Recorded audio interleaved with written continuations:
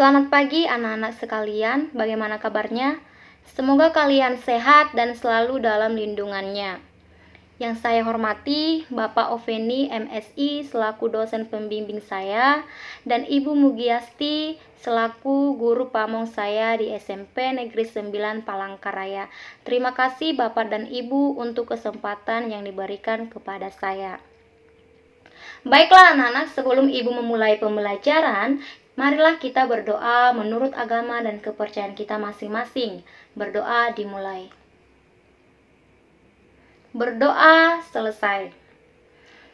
Materi kita pada pertemuan kali ini adalah mengulang kembali proses penyusunan peraturan perundang-undangan di Indonesia. Seperti biasa, sebelum kita memulai pembelajaran, marilah kita sama-sama melakukan gerakan tepuk PPK. Tepuk PPK. Religius, nasionalis, mandiri, gotong royong, integritas. Nah, gimana anak-anak? Kalian sudah semangat kan untuk belajar? Nah, Ibu lanjut ya. Oke anak-anak, pastikan kalian sudah mempersiapkan alat tulis seperti buku dan penanya ya. Jadi saat Ibu menjelaskan materi yang ada dalam video kali ini, kalian bisa mencatat menggunakan buku dan pena yang kalian sudah sediakan. Oke anak-anak, untuk daftar kehadiran kalian, Ibu ambil dari pengumpulan tugas kalian ya. Jadi yang merasa belum mengumpulkan tugasnya, Ibu harap dikumpulkan segera. Baik, KD kita kali ini adalah 3.3, yaitu memahami tata urutan peraturan perundang-undangan dalam sistem hukum nasional di Indonesia. Dengan tujuan pembelajaran, yang pertama, berperilaku tanggung jawab di masyarakat dengan melaksanakan konsepsi tata urutan peraturan perundang-undangan dengan sesuai Undang-Undang Dasar Negara Republik Indonesia tahun 1945. Yang kedua, menjelaskan proses pembuatan peraturan perundang-undangan Indonesia berdasarkan Undang-Undang Dasar Republik Indonesia tahun 1945. Proses pembentukan peraturan perundang-undangan sebagaimana kita ketahui bahwa di dalam peraturan perundang-undangan itu ada strukturnya ya, ada seratanya, ada tingkatannya ya anak-anak. Nah, di dalam proses peraturan perundang-undangan ini yang memiliki kedudukan yang paling tinggi itu diduduki oleh Undang-Undang Dasar tahun 1945.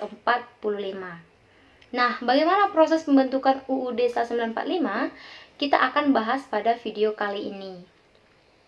Jadi, lembaga yang berhak untuk membuat atau merubah Undang-Undang Dasar 1945 ini adalah MPR. MPR merupakan lembaga negara yang berwenang untuk mengubah dan menetapkan Undang-Undang Dasar. Nah, bagaimana syarat yang diperlukan dalam proses mengubah dan menetapkan Undang-Undang Dasar ini?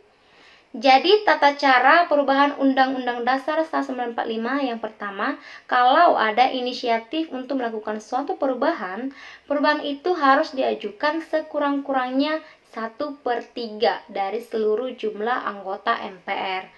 Kalau yang menyetujui untuk melakukan perubahan terhadap Undang-Undang Dasar 1945 ini sudah cukup dari 1/3, maka kita bisa melanjut ke tahap yang kedua. Tapi kalau yang menyetujui untuk dilakukannya perubahan ini kurang dari 1/3, maka UUD 1945 itu tidak bisa dilakukan suatu perubahan karena syarat yang pertama ini dia tidak terpenuhi. Jadi kalau sudah terpenuhi, sudah cukup 1/3 anggota yang setuju untuk melakukan suatu perubahan, kita bisa lanjut ke syarat yang nomor 2. Syarat yang kedua, perubahan itu harus dihadiri sekurang-kurangnya 2/3 anggota MPR. Jadi tadi kan kita sudah setuju nih mau melakukan perubahan.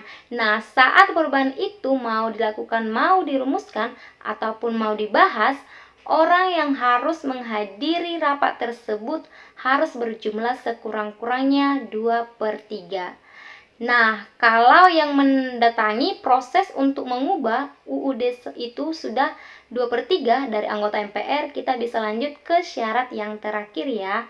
Tapi kalau kita kurang dari 2/3 yang hadir, maka tidak bisa untuk dilakukan perubahan ataupun perubahan tersebut tidak bisa disetujui.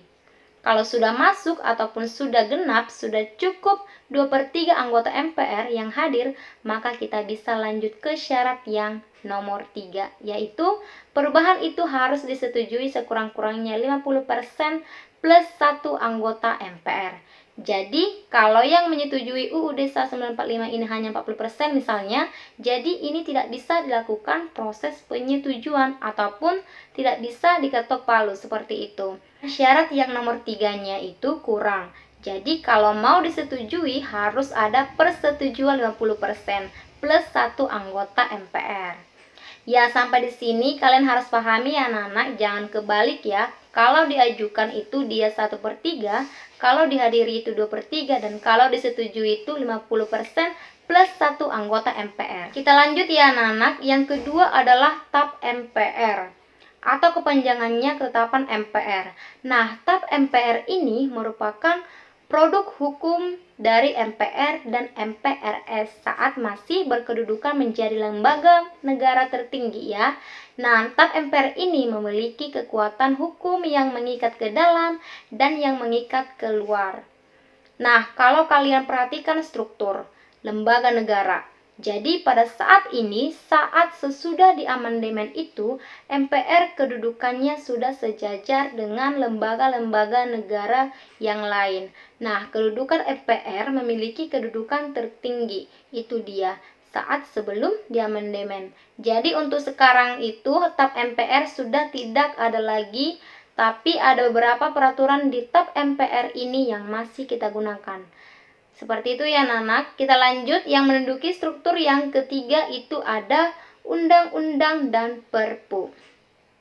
Perpu artinya peraturan pemerintah pengganti undang-undang. Jadi yang bisa membuat undang-undang ini ada 2 lembaga ya, yaitu bisa dibuat oleh DPR dan bisa juga dibuat oleh DPD. Nah, kita bahas dulu ya yang bagaimana prosesnya jika undang-undang ini dibuat oleh DPR. Yang pertama, DPR itu mengajukan rancangan undang-undang kepada Presiden. Rancangan undang-undang ini diajukan secara tertulis. Jadi dibuat dulu dalam beberapa draft. Ya, jadi draft yang udah ditulis oleh DPR itu diajukan atau diberikan kepada Presiden. Yang kedua, Presiden itu menugasi menteri terkait untuk membahas rancangan undang-undang bersama DPR.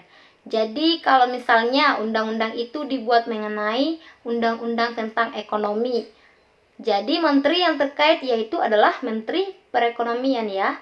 Jadi, Menteri Perekonomian itu membahas mengenai rancangan undang-undang ini bersama DPR. Selanjutnya, yang ketiga, jika DPR dan Presiden menyetujui, maka rancangan undang-undang ini akan disahkan menjadi undang-undang. Jadi, pihak yang terlibat dalam proses pembuatan undang-undang ini yaitu adalah DPR. Selanjutnya, Presiden. Selanjutnya, menteri yang terkait. Nah, ini dia yang terlibat dalam proses pembuatan undang-undang jika undang-undang itu diajukan oleh DPR. Sekarang kita masuk bagaimana proses pembuatan undang-undang jika undang-undang itu diusulkan oleh DPD. Nah, ini dia caranya. Yang pertama, DPD itu mengajukan rancangan undang-undang kepada DPR. Nah, kenapa kepada DPR tidak langsung kepada Presiden? Karena satu tingkat yang lebih di atas dari DPD ini adalah DPR ya. Nggak mungkin kan DPD langsung memberikan rancangan undang-undang itu kepada Presiden. Berarti dia sudah melewati satu tingkat lembaga yang ada di atasnya, seperti itu. Selanjutnya, DPR ini membahas rancangan undang-undang tersebut melalui alat kelengkapan DPR. Yang ketiga, DPR ini mengajukan rancangan undang-undang tersebut kepada Presiden. Jadi, setelah dibahas sama DPR, kalau DPR itu merasa itu bagus ya, jadi DPR itu mengajukan usulan yang dibuat sama DPD ini tadi kepada Presiden. Nah, diajukan yaitu juga secara tertulis. Selanjutnya, Presiden menugasi menteri terkait untuk membahas rancangan undang-undang bersama DPR. Sama seperti yang di atas ini tadi, menteri yang terkait ini menteri yang berdasarkan kepada isi atau subjek dari undang-undang itu ya. Kalau undang-undang itu mengenai undang-undang ekonomi, berarti menteri yang terkait yaitu Menteri Perekonomian. Selanjutnya yang terakhir, jika DPR dan Presiden menyetujui maka rancangan undang-undang itu akan disahkan dan menjadi undang-undang yang akan berlaku di dalam masyarakat. Mengenai Perpu ini ya, Perpu ini dikeluarkan oleh Presiden. Nah, bagaimana dan kapan Presiden mengeluarkan Perpu? Perpu ini dikeluarkan jika terdapat sesuatu hal yang dalam keadaan genting. Istilahnya, jadi yang bisa membatalkan undang-undang ini adalah Presiden dengan cara mengeluarkan Perpu seperti itu. Jadi Perpu ini yang bisa mengeluarkan itu adalah hanya Presiden. Selanjutnya kita bahas lagi mengenai peraturan pemerintah ya, tata urutan yang nomor 4 yang disingkat dengan PP. Peraturan pemerintah adalah peraturan perundang-undangan yang ditetapkan oleh Presiden untuk melaksanakan undang-undang sebagaimana mestinya. Proses penyusunannya yang pertama, perencanaan rancangan peraturan pemerintah itu disiapkan oleh Kementerian atau LPNK. LPNK ini adalah lembaga pemerintah non-kementerian sesuai dengan tugasnya. Selanjutnya, yang kedua, penyusunan rancangan peraturan pemerintah ini dengan cara membentuk panitia antar kementerian atau LPNK, dan yang terakhir, penetapan dan pengundangan. Pengundangan ini istilahnya sama dengan memberitahu kepada masyarakat atau diproklamasikan. Jadi, penetapan dan pengundangan peraturan pemerintah ini ditetapkan oleh Presiden dan diundangkan oleh Sekretaris Negara. Jadi, yang bertugas untuk mengundangkan suatu peraturan mengenai peraturan pemerintah ini adalah Sekretaris Negara. Selanjutnya kita bahas tata urutan nomor 5 yaitu peraturan Presiden.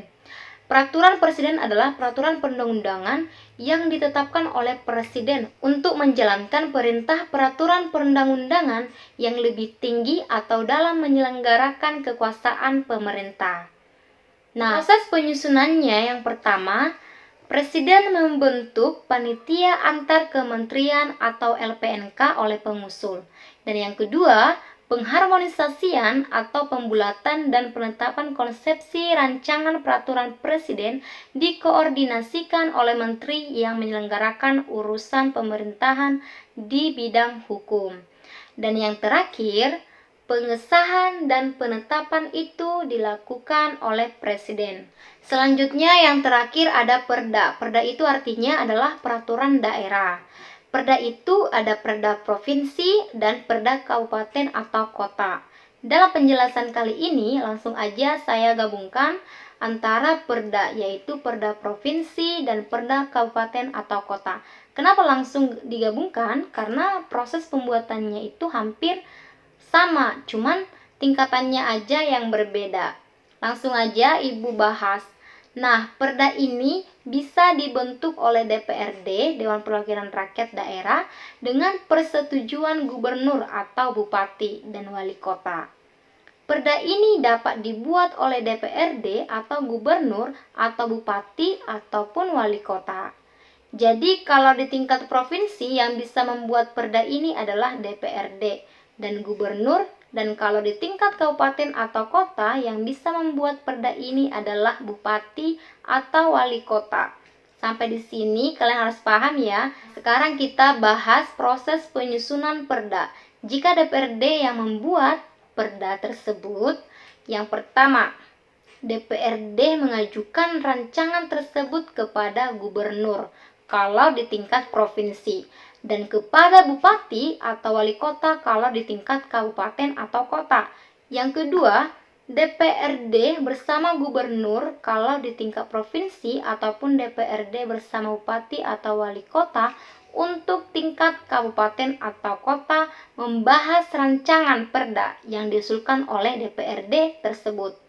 Jika disetujui, rancangan perda ini akan disahkan oleh gubernur kalau di tingkat provinsi, dan akan disahkan oleh bupati atau wali kota kalau di tingkat kabupaten atau kota. Seperti itu ya anak-anak. Nah, selanjutnya proses penyusunan perda jika gubernur untuk di tingkat provinsi ataupun bupati atau wali kota untuk di tingkat kabupaten atau kota yang membuatnya. Nah, yang pertama, gubernur itu untuk tingkat provinsi dan bupati atau wali kota, untuk tingkat kabupaten atau kota mengajukan rancangan perda kepada DPRD. Nah, DPRD bersama gubernur untuk perda di tingkat provinsi dan DPRD bersama bupati atau wali kota untuk tingkat perda. Tingkat kota itu membahas rancangan perda yang diajukan oleh gubernur atau wali kota tadi. Nah, jika disetujui, rancangan perda ini akan disahkan oleh gubernur untuk perda di tingkat provinsi dan akan disahkan oleh bupati atau wali kota untuk perda di tingkat kabupaten atau kota. Mungkin sampai di sini dulu informasi dan penjelasan materi yang bisa Ibu sampaikan untuk anak-anakku sekalian. Yang masih kurang paham dengan penjelasan materi yang Ibu sampaikan, boleh bertanya di grup ini. Dan jangan lupa untuk menjaga kesehatan dan tetap patuhi protokol kesehatan dari pemerintah. Sebelum Ibu mengakhiri pembelajaran kali ini, marilah kita berdoa menurut agama dan kepercayaan kita masing-masing. Berdoa dimulai. Berdoa selesai. Sekian dan terima kasih kepada anak-anak sekalian dan juga kepada dosen pembimbing Bapak Oveni MSI dan Ibu Mugiasti SPD selaku guru pamong saya di SMP Negeri 9 Palangkaraya. Terima kasih Ibu dan Bapak. Semoga kita diberi kesehatan. Selamat pagi.